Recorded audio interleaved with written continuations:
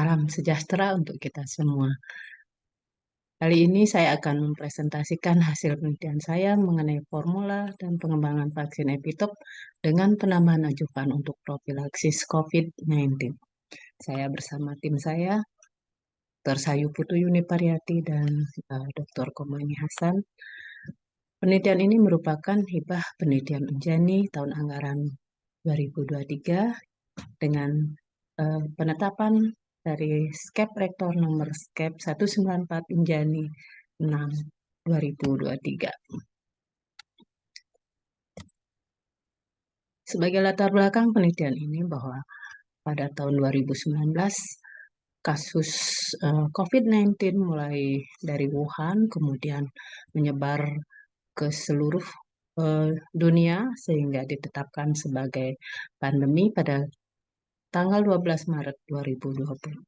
Hal ini menyebabkan berbagai usaha dan upaya untuk mencegah penyebaran COVID-19 karena COVID-19 ini sangat berpengaruh terhadap kesehatan, sosial, dan ekonomi dan pada akhirnya upaya yang paling efektif yang dirasakan paling efektif adalah dengan aplikasi vaksin. Berbagai vaksin saat ini sudah dikembangkan, diantaranya adalah vaksin yang merupakan whole virus, kemudian juga vaksin yang merupakan vaksin subunit.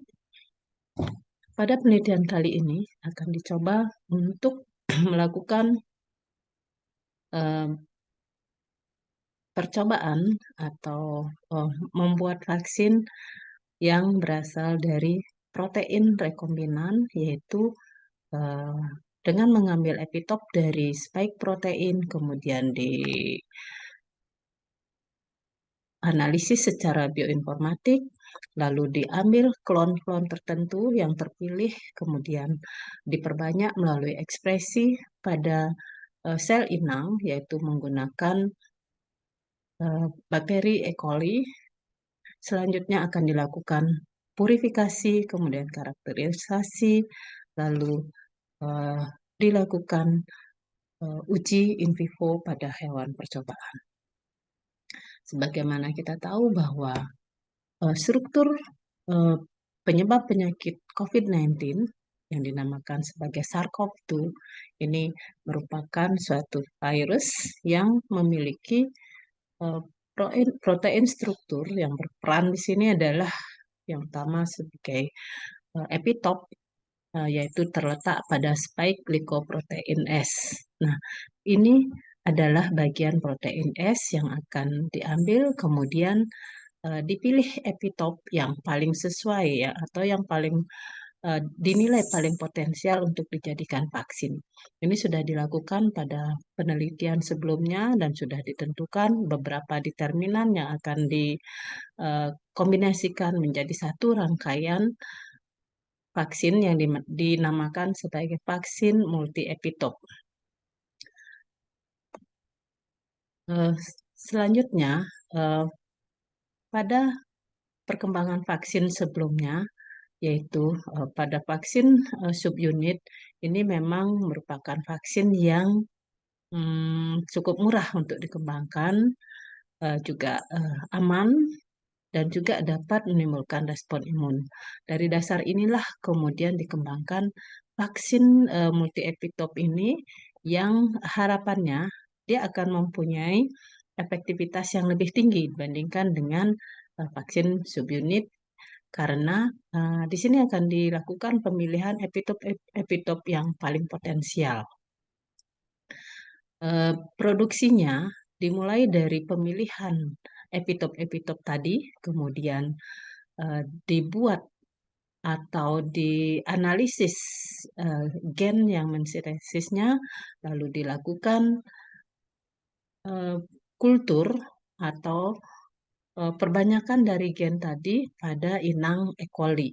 Karena E. coli ini merupakan bakteri yang paling umum dan paling mudah untuk dimanipulasi untuk dibuat sebagai inang pada produksi rekombinan. Selanjutnya dilakukan purifikasi Dan hasil purifikasinya ini yang akan dilakukan karakterisasi untuk mengetahui potensinya supaya dapat dijadikan sebagai bahan vaksin.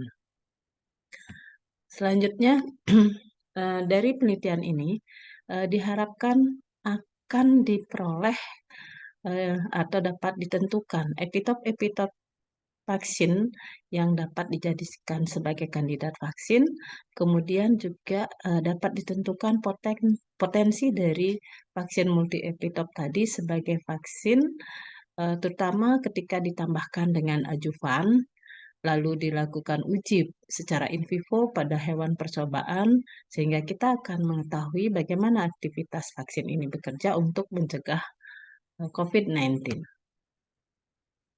Nah, ini adalah prosedur penelitian yang dilakukan, yaitu mulai dari setelah dilakukannya purifikasi, kemudian kita lakukan karakterisasi dari vaksin multi epitop tadi dengan melakukan uji pada SDS page. Nah, dari sini kita akan mengetahui berat molekul dari vaksin multi epitop tadi. Selanjutnya kita lakukan uji in vivo pada hewan laboratorium. Nah, hasil dari penelitian ini adalah kita menggunakan desain dua kandidat dari deretan gen yang dipilih menjadi kandidat vaksin multi epitop tadi dengan deretan asam amino sebagai berikut yang terlihat pada gambar 5.1 dan 5.2. Selanjutnya, ketika dilakukan transformasi pada inang E. coli, kita bisa melihat bahwa gen yang di kultur ini tumbuh dengan sangat baik pada media yang mengandung tetrasiklin, ampicillin, antibiotik yang sesuai untuk perkembangan dari gen ini. Nah, pada gambar ini kita bisa melihat bahwa koloni-koloni ini tumbuh sangat baik. Ini adalah koloni E. coli yang tumbuh sangat baik pada media yang selanjutnya akan kita panen, kemudian diukur kemurniannya. Nah, dari sini kita bisa melihat bahwa terdapat pita-pita protein yang menandakan bahwa E. coli tumbuh dengan baik di sini. Kemudian beberapa memiliki DNA yang berbeda. Nah, ini menunjukkan bahwa perbedaan berat molekul ini menunjukkan bahwa DNA masih sirkuler. Kemudian pada uji SDS-PIDS, kita mendapatkan bahwa vaksin multi-epitop ini mempunyai berat molekul sekitar 47,6 kilodalton yang nantinya akan kita gunakan sebagai kandidat vaksin. Hasil purifikasi dapat dilihat pada gambar di samping ini. Kita melihat bahwa ada puncak-puncak tertentu dari vaksin multi-epitop yang menunjukkan bahwa vaksin ini bisa dimurnikan atau kandidat vaksin ini bisa dimurnikan dengan baik. Selanjutnya akan kita persiapkan untuk digunakan sebagai vaksin dalam vaksinasi pada hewan percobaan. Nah, sebelum digunakan sebagai vaksin, kita juga uji kemurniannya. Ini kita bisa lihat bahwa hanya beberapa pita yang mengalami penebalan. Nah, ini menunjukkan yang paling tebal ini mempunyai berat molekul sekitar 47 kilodalton. Ini merupakan kandidat vaksin yang kita harapkan nanti bisa digunakan sebagai vaksin. Selanjutnya, ini dipersiapkan untuk dilakukan uji in vivo. Nah,